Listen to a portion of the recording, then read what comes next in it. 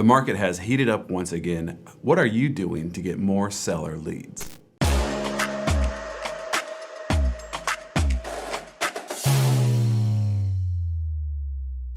What's happening? J.C. Agajanian here, broker associate with the Whissel Realty Group, bringing you the gold, the nuggets, the most important bits, the recap from the Monday morning mastermind that the Fast Forward Network puts on every week. We've got a couple great topics for you today. As usual, we're going to be covering the new fad, the thing that's so popular that you can't stop hearing about, AI. What are you using AI for inside your real estate business? The other topic is how to generate seller leads using a cash offer program. So let's dig straight into the first one, AI tools and different things that you can do inside your business to be more efficient and productive with less work and stress. Let's get into it. So the first thing that was brought up was a tool called Opus.pro. This isn't the only type of tool that does this, but what it will do for you is basically take a video, a YouTube link, anything you can upload into it, and it'll automatically chop it up for you. It's gonna add captions, it's gonna make shorts and reels so that you can get more bang for your buck out of any video that you're creating. Obviously, the big go-to that most people are using AI for, is specifically something like a Chat GPT, is gonna be content ideas. You can just dive straight into Chat GPT and find out what a good prompt would be to create, a video of your own. If you're having difficulty coming up with things that are going to be interesting and actually meaningful for the people that you're looking to work with, dig into there and just ask it the questions you want to find out, and then you can use it to just make content that speaks directly to what it's saying you ought to talk about. Saving time on research is a huge benefit of using artificial intelligence. You can get details on just about anything. As always, just the same as when we were in school learning how to do research projects, with the advent of the internet, you cannot just take it for a fact. You've got to obviously edit it, of course, make it original in your own language, but you also want to fact check it to make sure that it's accurate, because as great as these tools are, they are not infallible, and there are plenty of times they pop up things that are just factually inaccurate or even a little bit off the mark. So pass it through common sense factor and maybe look for some data elsewhere before running with it. But if all seems well, make it your own and give it a go. If you haven't looked into it, Jasper is another one that is very similar to the Chat GPT. Good resource for you. And again, same thing you're doing with any other AI tool. You can find just industry relevant topics. You can make clips, you can distribute them. Make sure it's from the content you're creating to actually distributing the content and cultivating your social feeds.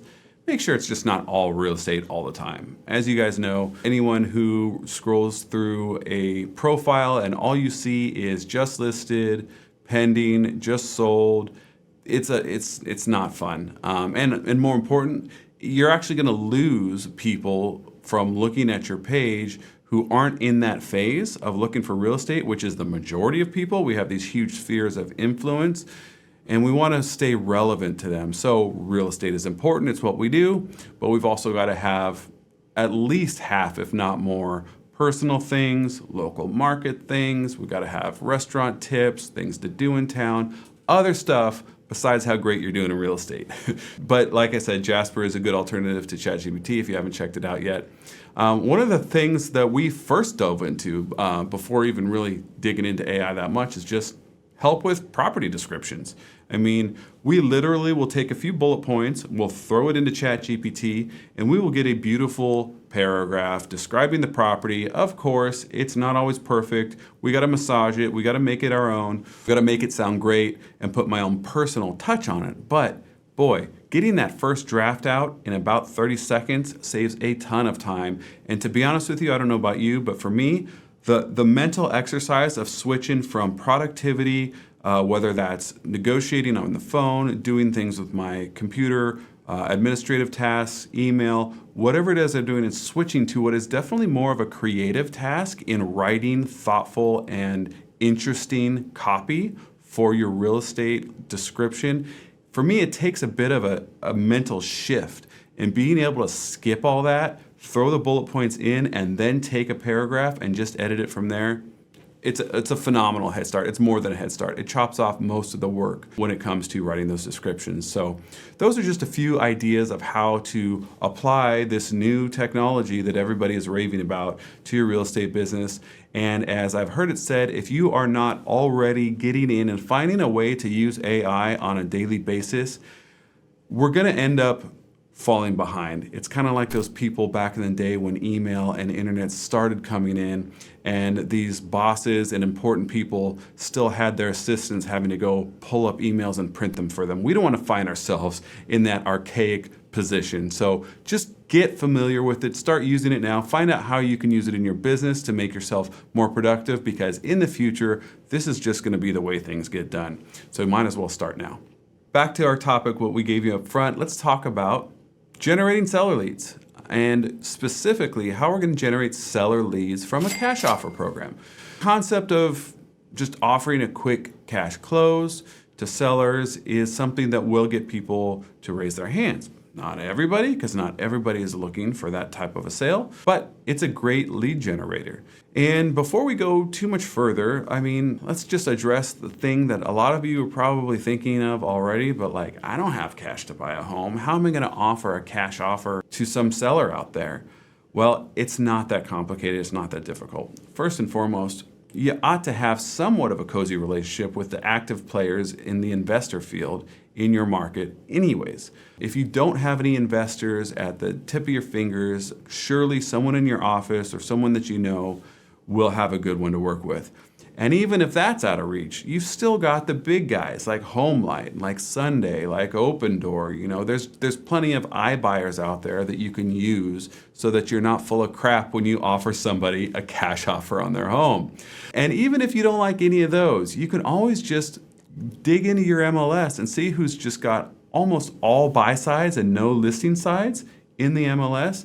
And you know that buyer's agent who specializes in working with buyers is going to have not only traditional buyers, but they're probably going to have some of those investors that I talked about in their back pocket as well. So lots of ways to actually be able to follow through on this offer. So don't get hung up on that. Let's get hung up on what you're going to do about it and how you're going to take advantage of it. Selling directly to an investor, or you can wholesale the deal. These are two options for you, regardless of the contacts that you've got.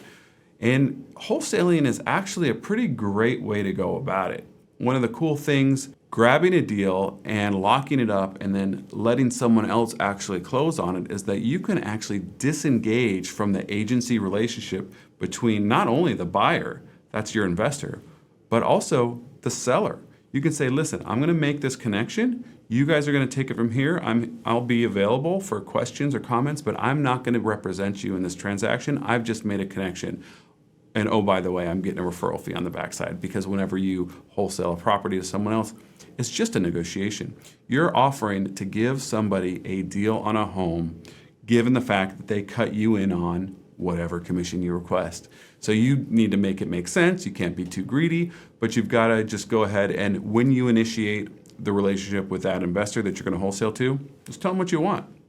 Or tell them what you're looking for, and that it's going to be paid as a referral fee and not a buy-side commission and not a listing fee.